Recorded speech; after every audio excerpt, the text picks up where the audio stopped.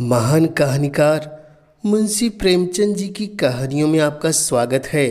लीजिए सुनते हैं कहानी इस्तीफा। तो प्रारंभ है कहानी। दफ्तर का बाबू एक बेजबान जीव है। मजदूरों को आंखें दिखाओ तो वह त्योरिया बदल कर खड़ा हो जाएगा।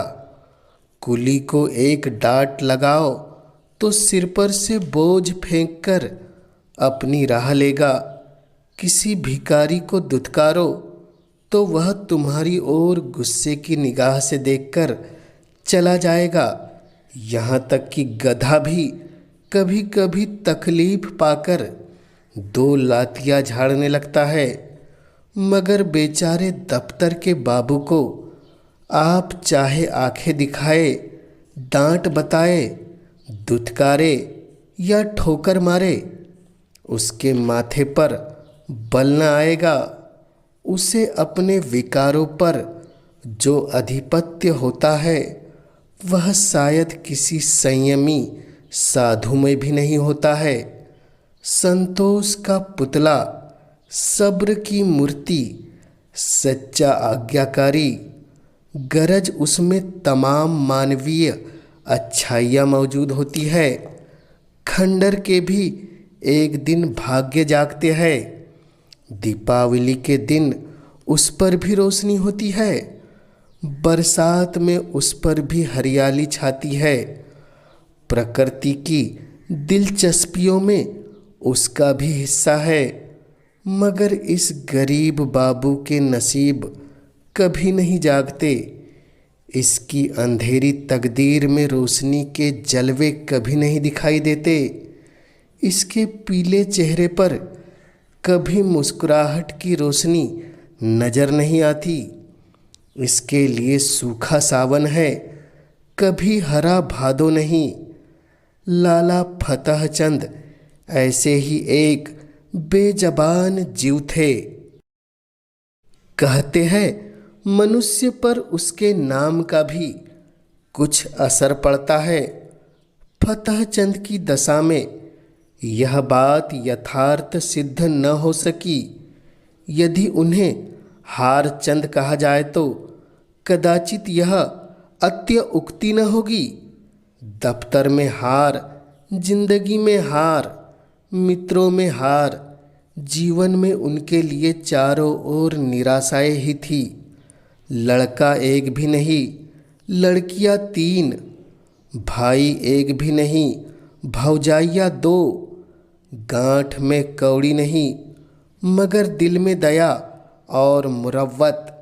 सच्चा मित्र एक भी नहीं, जिससे मित्रता हुई उसने धोखा दिया। इस पर तंदुरुस्ती भी नहीं। 32 साल की अवस्था में बाल खिचड़ी हो गए थे। आँखों में ज्योति नहीं, हाजमा चौपट, चेहरा पीला, गाल पिचके, कमर झुकी हुई। न दिल में हिम्मत, न कलेजे में ताकत। 9 बजे दफ्तर जाते और 6 बजे शाम को लौटकर घर आते। फिर घर से बाहर निकलने की हिम्मत नहीं पड़ती। दुनिया में क्या होता है इसकी उन्हें बिल्कुल खबर नहीं थी। उनकी दुनिया लोक परलोक, जो कुछ था दफ्तर था। नौकरी की खैर मनाते और जिंदगी के दिन पूरे करते थे। न धर्म से वास्ता था, न दीन से नाता, न कोई मनोरंजन था, न खेल। ताश खेले हुए भी शायद एक मुद्दत गुजर गई थी। जाड़ों के दिन थे, आकाश पर कुछ कुछ बादल थे। फतह चंद 5:30 बजे दफ्तर से लौटे तो चिराग जल गए थे। दफ्तर से आकर वह किसी से कुछ न बोलते, चुपके से चारपाई पर लेट जाते और 15-20 मिनट तक बिना हिले डुले पड़े रहते। तब कहीं जाकर उनके मुंह से आवाज़ निकलती। आज भी प्रतिदिन की तरह वे चुपचाप पड़े थे कि 1 मिनट में बाहर से किसी ने पुकारा। छोटी लड़की ने जाकर पूछा तो मालूम हुआ कि दफ्तर का चपरासी है। शारदा पति के मुंह हाथ धोने के लिए लोटा गिलास मांज रही थी। बोली, उससे कह दे काम क्या है, अभी तो दफ्तर से आए ही है और अभी फिर बुलावा आ गया। चपरासी ने कहा, साहब ने कहा है अभी बुला लाओ, कोई बड़ा जरूरी काम है। फतहचंद की खामोशी टूट गई। सिर उठाकर पूछा, क्या बात है? शारदा बोली, कोई नहीं, दफ्तर का चपरासी है। फतहचंद ने सहम कर कहा, दफ्तर का चपरासी? क्या साहब ने बुलाया है? शारदा बोली, हाँ, कहता है साहब बुला रहे हैं। यह कैसा साहब है तुम्हारा? जब देखो बुलाया करता है। सवेरे के गए गए अभी मकान में लौटे हो, फिर भी बुलावा आ गया। फतहचंद ने संभल कर कहा, जरा सुन लूँ किस लिए बुलाया है। मैंने सब काम खत्म कर दिया था, अभी आता हूँ। शारदा बोली, जरा जलपान तो करते जाओ। चपरासी से बातें करने लगोगे तो तुम्हें अंदर आने की याद भी न रहेगी। यह कहकर वह एक प्याली में थोड़ी सी दाल मोट और सेव लाई। फतहचंद उठकर खड़े हो गए, किंतु खाने की चीज़ें देखकर चारपाई पर बैठ गए और प्याली की ओर चाव से देखते डरते हुए बोले, लड़कियों को दे दिया कि नहीं? शारदा ने आंखें चढ़ाकर कहा, हाँ हाँ दे दिया है, तुम तो खाओ। इतने में छोटी लड़की आकर सामने खड़ी हो गई।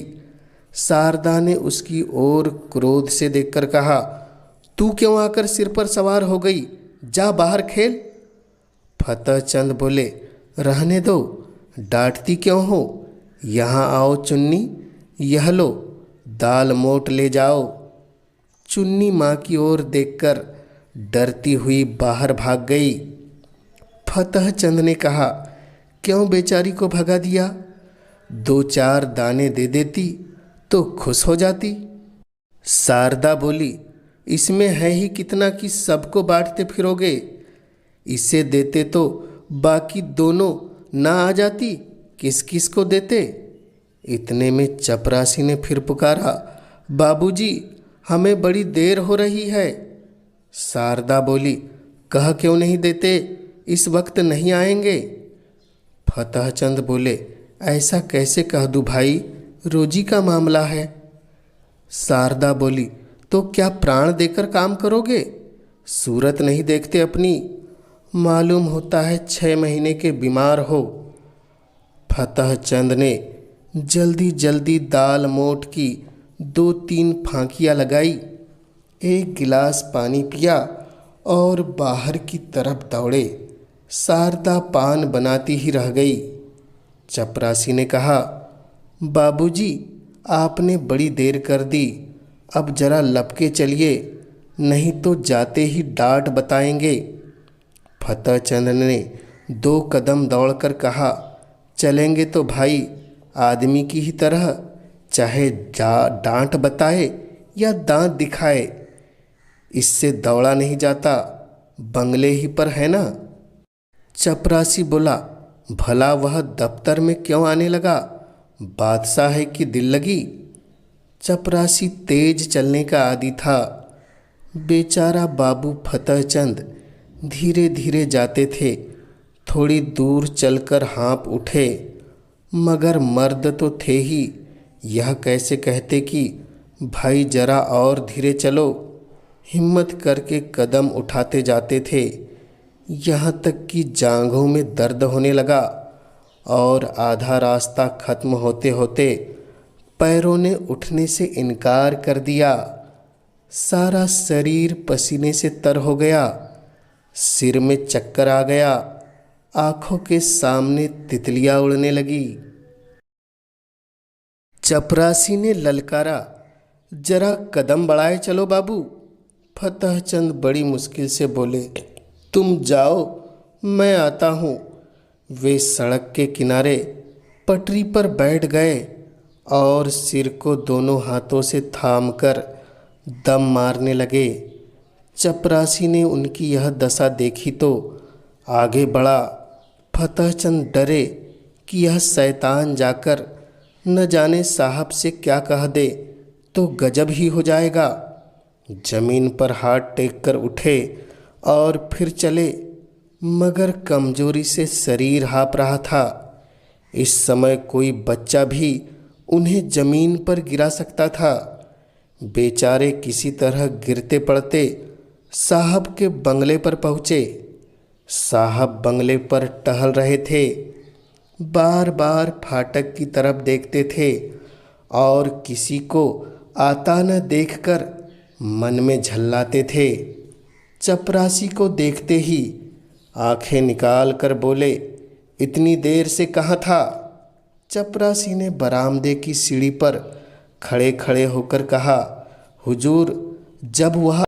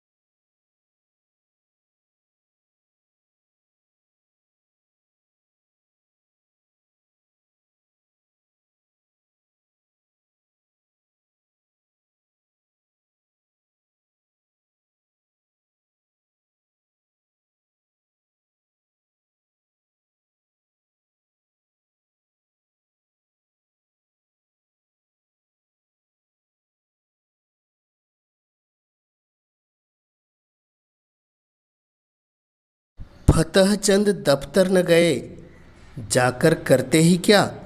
साहब ने फाइल का नाम तक न बताया, शायद नशे में भूल गया। धीरे धीरे घर की ओर चले, मगर इस बेइज्जती ने पैरों में बेड़िया सी डाल दी थी। माना कि वह शारीरिक बल में साहब से कम थे, उनके हाथ में कोई चीज भी न थी, लेकिन क्या वह उसकी बातों का जवाब न दे सकते थे। उनके पैरों में जूते तो थे, क्या वह जूते से काम नहीं ले सकते थे। फिर क्यों उन्होंने इतनी जिल्लत बर्दाश्त की। मगर इलाज ही क्या था। यदि वह क्रोध में उन्हें गोली मार देता तो उसका क्या बिगड़ता। शायद 1-2 महीने की शादी कैद हो जाती, संभव है 200-400 रुपये का जुर्माना हो जाता, मगर इनका परिवार तो मिट्टी में मिल जाता। संसार में कौन था जो उनकी स्त्री बच्चों की खबर लेता। वह किसके दरवाजे पर हाथ फैलाते। यदि उसके पास इतने रुपए होते जिनसे उनके कुटुंब का पालन हो जाता, तो वह आज इतनी जिल्लत न सहते। यह तो मर जाते या उस शैतान को मार देते। अपनी जान का उन्हें डर न था। जिंदगी में ऐसा कौन सा सुख था जिसके लिए वह इस तरह डरते। ख्याल था सिर्फ परिवार के बर्बाद हो जाने का। आज फतहचंद को अपनी शारीरिक कमजोरी पर जितना दुख हुआ, उतना और कभी न हुआ। अगर उन्होंने शुरू ही से तंदुरुस्ती का ख्याल रखा होता, कुछ कसरत करते रहते, लकड़ी चलाना जानते होते, तो क्या इस शैतान की इतनी हिम्मत होती कि वह उनका कान पकड़ता, उसकी आंखें निकाल लेते। कम से कम इन्हें घर से एक छुरी लेकर चलना था, और न होता तो 2-4 हाथ जमाते ही पीछे देखा जाता। जेल ही तो जाना होता और कुछ होता।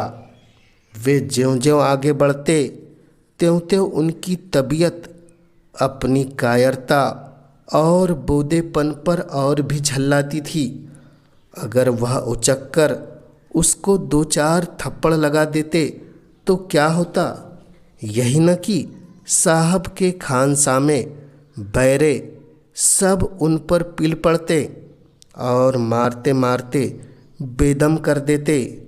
बाल बच्चों के सिर पर जो कुछ पड़ती पड़ती, साहब को इतना तो मालूम हो जाता कि किसी गरीब को बेगुनाह जलील करना आसान नहीं। आखिर आज मैं मर जाऊं तो क्या हो, तब कौन मेरे बच्चों का पालन करेगा। तब उनके सिर जो कुछ पड़ेगी वह आज ही पड़ जाती तो क्या हर्ज था। इस अंतिम विचार ने फतहचंद के हृदय में जोश भर दिया। वह लौट पड़े और साहब से जिल्लत का बदला लेने के लिए 2-4 कदम चले, मगर फिर ख्याल आया, आखिर जो कुछ जिल्लत होनी थी वह तो हो चुकी। कौन जाने बंगले पर हो या क्लब में चले गए हो। उसी समय उन्होंने शारदा की बेकसी और बच्चों का बिना बाप के होने का ख्याल भी आ गया। फिर लौटे और घर चले। घर में जाते ही शारदा ने पूछा, किस लिए बुलाया था, बड़ी देर हो गई। फतहचंद ने चारपाई पर लेटते हुए कहा, नशे की सनक थी और क्या। शैतान ने मुझे गालियाँ दी, जलील किया, बस यही रट लगाए था कि देर क्यों की। निर्दयी ने चपरासी से मेरे कान पकड़ने को कहा। शारदा ने गुस्से में आकर कहा, तुमने एक जूता उतार कर दिया नहीं सूअर को। फतहचंद बोला, चपरासी बहुत शरीफ है, उसने साफ कह दिया, हुजूर मुझसे यह काम न होगा। मैंने भले आदमियों की इज्जत उतारने के लिए नौकरी नहीं की थी। वह उसी वक्त सलाम करके चला गया। शारदा बोली, यही बहादुरी है, तुमने उस साहब को क्यों नहीं फटकारा? फतेहचंद बोला, फटकारा क्यों नहीं? मैंने भी खूब सुनाई। वह छड़ी लेकर दौड़ा। मैंने भी जूता संभाला। उसने मुझे कई छड़ियाँ जमाई। मैंने भी कई जूते लगाए। शारदा ने खुश होकर कहा, सच? इतना सा मुंह हो गया उसका। फतेहचंद बोला, चेहरे पर झाड़ू सी फिरी हुई थी। शारदा बोली, बड़ा अच्छा किया तुमने, और मारना चाहिए था। मैं होती तो बिना जान लिए नहीं छोड़ती। फतेहचंद बोला, मार तो आया हूँ, लेकिन अब खैरियत नहीं है। देखो क्या नतीजा होता है। नौकरी तो जाएगी ही, शायद सज़ा भी काटनी पड़े। शारदा बोली, सज़ा क्यों काटनी पड़ेगी? क्या कोई इंसान करने वाला नहीं है? उसने क्यों गालियाँ दी, क्यों छड़ी जमाई? फतेहचंद बोला, उसके सामने मेरी कौन सुनेगा? अदालत भी उसी की तरफ हो जाएगी। शारदा बोली, हो जाएगी तो हो जाए, मगर देख लेना अब किसी साहब की यह हिम्मत न होगी कि किसी बाबू को गालियाँ दे बैठे। तुम्हें चाहिए था कि ज्यों ही उसके मुंह से गालियाँ निकली, लपक कर एक जूता रसीद कर देते। फतेहचंद तो फिर इस वक्त जिंदा लौट भी न सकता, जरूर मुझे गोली मार देता। शारदा बोली, देखी जाती। फतेहचंद ने मुस्कुराकर कहा, फिर तुम लोग क्या करते? शारदा बोली, जहाँ ईश्वर की मर्जी होती। आदमी के लिए सबसे बड़ी चीज़ इच्छा है, इज्जत है। इज्जत गवाकर बाल बच्चों की परवरिश नहीं की जाती। तुम उस शैतान को मारकर आए होते तो मैं गरूर से फूली नहीं समाती। मार खाकर आते तो शायद मैं तुम्हारी सूरत से भी घृणा करती। ये जबान से चाहे कुछ न कहती, मगर दिल से तुम्हारी इज्जत जाती रहती। अब जो कुछ सिर पर आएगा खुशी से झेल लूँगी। कहाँ जाते हो? सुनो सुनो, कहाँ जाते हो? फतेहचंद दीवाने होकर जोश में घर से निकल पड़े। शारदा पुकारती रह गई। वह फिर साहब के बंगले की तरफ जा रहे थे, डर से सहमे हुए नहीं, बल्कि गुरूर से गर्दन उठाए हुए। पक्का इरादा उनके चेहरे से झलक रहा था। उनके पैरों में वह कमजोरी, आँखों में वह बेकसी न थी। उनकी काया पलट सी हो गई थी। वह कमजोर बदन, पीला मुखड़ा, दुबले बदन वाला दफ्तर का बाबू अब मर्दाना चेहरा संभाले हुए चल रहा था। हिम्मत भरी हुई थी, मजबूत गठा हुआ जवान जैसा जज्बात था। उन्होंने पहले एक दोस्त के घर जाकर उसका डंडा लिया और अकड़ते हुए साहब के बंगले पर जा पहुँचे। इस वक्त 9 बजे थे। साहब खाने की मेज पर थे, मगर फतेहचंद ने आज उनके मेज पर से उठने का इंतज़ार नहीं किया। खानसामा कमरे से बाहर निकला और वह चीख उठाकर अंदर गए। कमरा प्रकाश से जगमगा रहा था। जमीन पर ऐसी कालीन बिछी हुई थी जैसी फतेहचंद की शादी में भी नहीं बिछी होगी। साहब बहादुर ने उसकी तरफ क्रोधित दृष्टि से देखकर कहा, तुम क्यों आया? बाहर जाओ। क्यों अंदर चला आया? फतेहचंद ने खड़े खड़े डंडा संभाल कर कहा, तुमने मुझसे अभी फाइल मांगा था, वही फाइल लेकर आया हूँ। खाना खा लो तो दिखाऊं, तब तक मैं बैठा हूँ। इत्मीनान से खाओ, शायद यह तुम्हारा आखिरी खाना होगा, इसी कारण खूब पेट भर के खा लो। साहब सन्नाटे में आ गए। फतेहचंद की तरफ डर और क्रोध की दृष्टि से देखकर कांप उठे। फतेहचंद के चेहरे पर पक्का इरादा झलक रहा था। साहब समझ गए यह मनुष्य इस समय मरने मारने के लिए तैयार होकर आया है। ताकत में फतेहचंद उनके पासंग में भी नहीं था, लेकिन यह निश्चय था कि ईंट का जवाब पत्थर से नहीं बल्कि लोहे से देने को तैयार है। यदि वह फतेहचंद को बुरा भला कहते हैं तो क्या आश्चर्य है कि वह डंडा लेकर पिल पड़े। हाथापाई करने में यद्यपि उन्हें जीतने में जरा भी संदेह नहीं था, लेकिन बैठे बिठाए डंडे खाना तो कोई बुद्धिमानी नहीं। कुत्ते को आप डंडे से मारिए, ठुकराइए, जो चाहे कीजिए, मगर उसी समय तक जब तक वह गुर्राता नहीं। एक बार गुर्रा कर दौड़ पड़े तो फिर देखे आपकी हिम्मत कहाँ जाती है। यही हाल उस वक्त साहब बहादुर का था।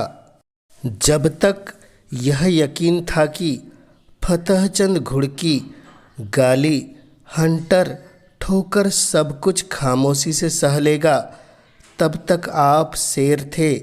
अब वह त्योरिया बदले, डंडा संभाले, बिल्ली की तरह घात लगाए खड़ा है। जबान से कोई कड़ा शब्द निकला और उसने डंडा चलाया। वह अधिक से अधिक उसे बर्खास्त कर सकते हैं। अगर मारते हैं तो मार खाने का भी डर है। उस पर फौजदारी से मुकदमा दायर हो जाने का अंदेशा। माना कि वह अपने प्रभाव और ताकत से अंत तक फतेहचंद को जेल में डलवा देंगे, परंतु परेशानी और बदनामी से किसी तरह न बच सकते। एक बुद्धिमान और दूरदेश आदमी की तरह उन्होंने यह कहा, ओहो, हम समझ गया, आप हमसे नाराज है। हमने क्या आपको कुछ कहा है? आप क्यों हमसे नाराज है? फतेहचंद ने तनकर कहा, तुमने अभी आधा घंटा पहले मेरे कान पकड़े थे और मुझसे सैकड़ों ऊल जुलूल बातें की थी। क्या इतनी जल्दी भूल गए? साहब बोला, मैंने आपका कान पकड़ा। आहा हा, मैंने आपका कान पकड़ा। आहा, क्या मजाक है? मैं पागल हूँ या दीवाना? फतेहचंद बोला, तो क्या मैं झूठ बोल रहा हूँ? चपरासी गवाह है, आपके नौकर चाकर भी देख रहे थे। साहब बोला, कब की बात है? फतेहचंद बोला, अभी अभी कोई आधा घंटा हुआ। आपने मुझे बुलवाया था और बिना कारण मेरे कान पकड़े और धक्के दिए थे। साहब बोला, ओ बाबूजी, उस वक्त हम नशे में था। बेहरा ने हमको बहुत दे दिया था, हमको कुछ खबर नहीं। क्या हुआ माय गॉड? हमको कुछ खबर नहीं। फतेहचंद बोले, नशे में अगर तुमने मुझे गोली मार दी होती तो क्या मैं मर न जाता? अगर तुम्हें नशा था और नशे में सब कुछ माफ़ है तो मैं भी नशे में हूँ। सुनो, मेरा फैसला, या तो अपने कान पकड़ो कि फिर कभी किसी भले आदमी के संग ऐसा बर्ताव नहीं करोगे, या मैं आकर तुम्हारे कान पकड़ूंगा। समझ गए कि नहीं? इधर उधर हिले अगर तुम तो मेरा डंडा चल जाएगा, फिर खोपड़ी टूट जाए तो मेरी खता नहीं। मैं जो कुछ कहता हूँ वह करते चलो। पकड़े कान। साहब ने बनावटी हंसी हंसकर कहा, वेल बाबूजी, आप बहुत दिल लगी करता है।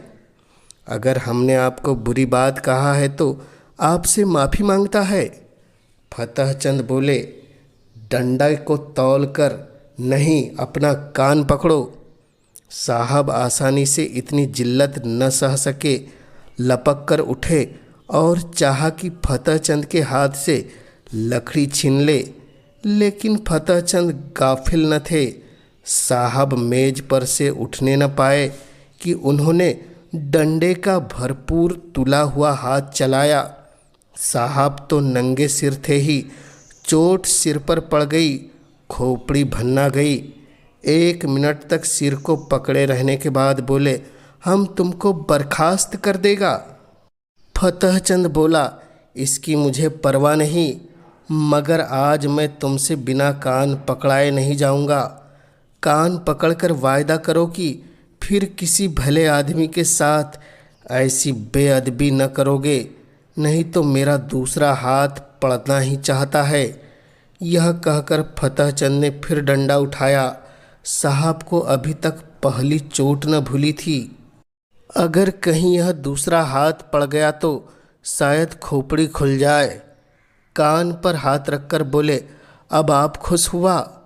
फिर तो कभी किसी को गाली नहीं दोगे? कभी नहीं।